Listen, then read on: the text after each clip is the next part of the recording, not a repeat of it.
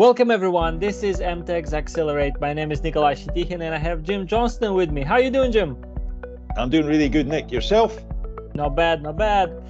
Today we're doing something a little bit special, yeah? So we're trying to stay topical. We're trying to look what's happening in the poultry world and in the technology world. So today we're going to discuss a little bit of news, what's going on, what's happening, and what will be expected from the future. So if you're watching this episode, don't be shy and smash that like button and comment what you think. But let's get started, Jim.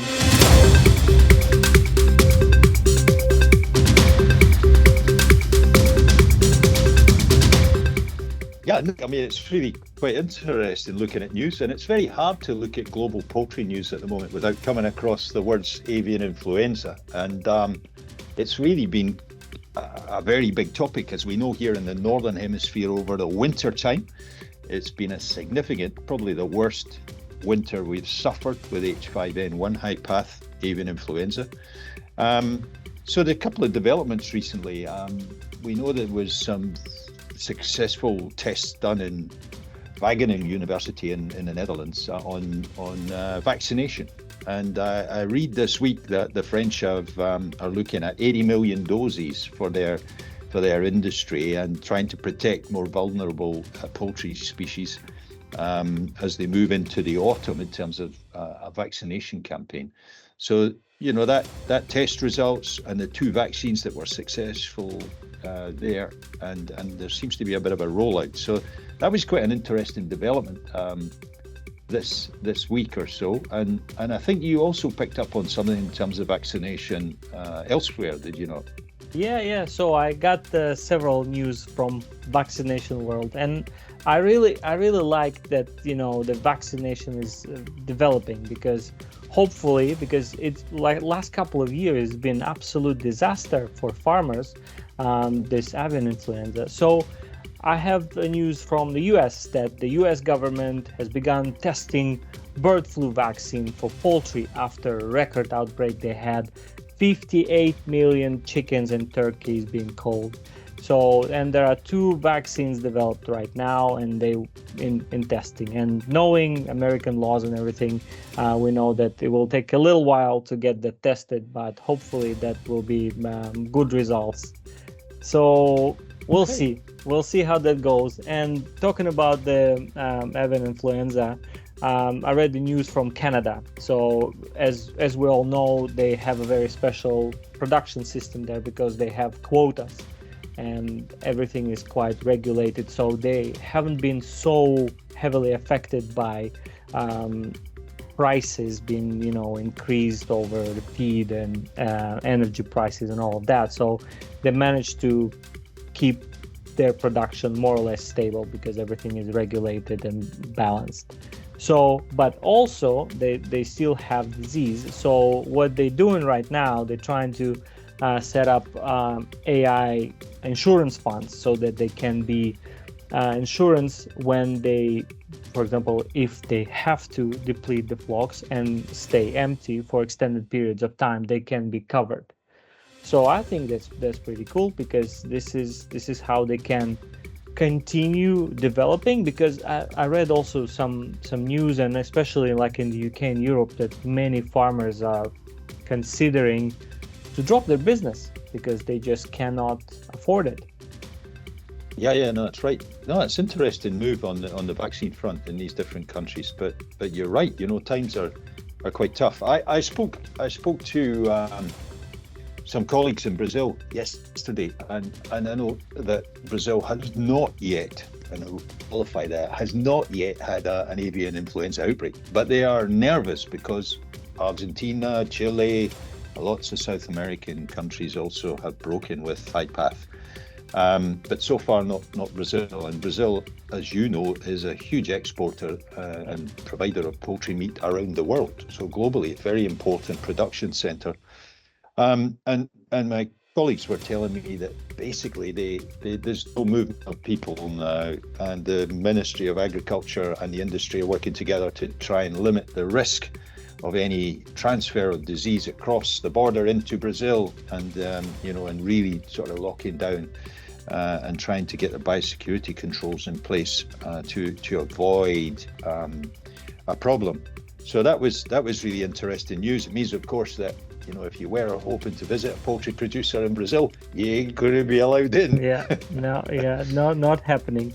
And you know what? Like I also see here and there the biosecurity topics more and more. Because in the past biosecurity was important, but now it is especially important when you are not really protected. You can manage people, you can manage who comes in and who comes out, but then like if the bird comes in from the air, you cannot be protected. So I see that like in the UK they're lifting bans for the free range birds, so now birds will be able to go out again, which will be good because this will bring those operations back to their normal processes, that the way they've been designed for. But yeah, biosecurity is everywhere now, especially like with all new modern houses. They're equipping with everything possible to make sure that nothing can get into those farms. Yeah, no, it's a good point, and you're right in terms of free range in the UK. The stock are now back outside. They're also easing the restrictions they've had in France as well at the moment. But the other thing is there's still a lot of findings of high path in wild birds. In terms of still killing wild birds, it's still out there, and the free range units are obviously an additional risk, and it's something that we need to be very careful as to how we manage all of that risk going forward. And then you touched on it in terms of the avian influenza impact on the farming industry, the broiler growers. And here in the UK, there was a pretty eminent broiler grower from England who was really talking and being very public about how difficult it is in the industry, and the squeeze on growers and producers alike in terms of all the impact they've had on energy costs, feed, raw material bills, labour, packaging. The inflationary environment that we've been operating in is really quite extreme, and a lot of farmers finding it very difficult to make ends meet. In fact, at the moment they're probably losing some money, so it's quite tough. And I'm sure that's a situation that's reflected around most of Northern Europe, certainly at the moment, where we just come off the back of quite a cold and wet winter with high energy prices, and it's very difficult. No subsidy certainly on energy prices for farmers here in the UK, so that's quite tough for them. Yeah, and I think it's also will be tough for all of the regions where the price does not include energy, right? Like in the UK, feed is included.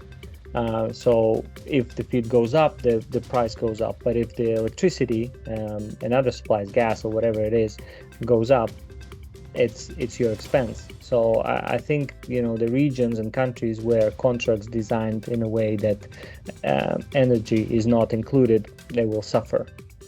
Yeah, and you just got to keep driving performance, but there's limits to how much that can help you, in terms of these pressures on price that have impacted the industry quite dramatically. The other thing is, this morning I woke up to news that in the UK, there's been, and I guess it's not brand new. I mean, this thing's been going to happen for a long time, but there's a judicial review here being held in the High Court in London on fast-growing broilers and the impact of fast-growing broilers on the birds' welfare. And that whole action's been brought about by the Human League in the UK, or the Humane League in the UK. So it's going to be really interesting to see how that pans out. It's quite a debate, and I guess it should be. Welfare of livestock is an important issue, and I think what we need is some balance. There's a real drive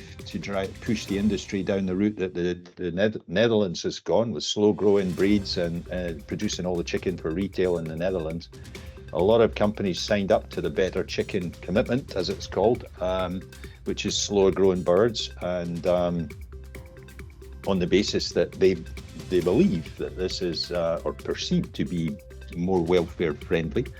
And I think we need a balance here. I accept there's a need to scrutinise and hold the industry to account on animal welfare, always is, but there's also a balance required in terms of sustainability, carbon footprint. These birds grow slower, they eat more feed. Is that right? We import more soy from South America to feed them. Is that right?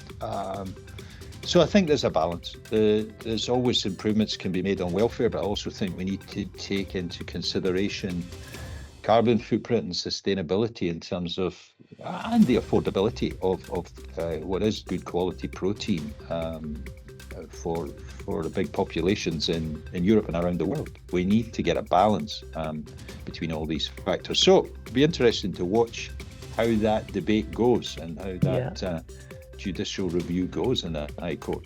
Yeah, that's interesting. Chicken topics in the High Court. Who would have thought? But you're absolutely right. There should be a balance, because there's a growing population needs affordable protein, and that should be a number one priority, I think. But despite all the issues that the industry been having with disease, with prices and everything, Rabobank still projects that the European broiler production will recover in 2023. So will grow by around 1.1%, when in the last year was a decline of 1.5%. So that's good news. Hopefully, this will happen and there will be increase in production because we need more chicken. And on also in a little bit of good news, I read this article about the former stockbroker from London. He moved out to South Africa and built a clay home and become barefoot regenerative farmer. And you actually can see pictures of the guy in a shed barefoot. Not sure if that's the best in terms of security and hazard protection, but that's what he's doing. But those sheds are movable, so they're mobile. They build them and they move them every day on the pasture, and birds can go out. Well, good for him. No electricity bills, and they're producing eggs for the local markets. And I think that's great initiative. Of course, the local producers should be there. There's still a room for those smaller producers, even if the whole market is quite saturated with large companies that are producing that. It still is good to have an option to have a real farmer's product if some people want it. Yeah, absolutely agree, Nick. And that, if there's a demand for it, then we should, as an industry, provide the supply to meet that demand. And it doesn't matter whether it's organic or barefoot chickens or whatever it is. But that's a really interesting story, from stockbroker in London to chicken farmer in South Africa. Yeah, exactly. That's, this is the modern world. And by the way, talking about the modern world, we are preparing something about artificial intelligence. There will be an interesting event that we're currently working on, so stay tuned to that. And today it's been great discussing news. I think we should do it more. And again, everyone who's watching, please follow us and leave a comment down below. Thanks, Nick. See you next time. See you. Thanks, Jim.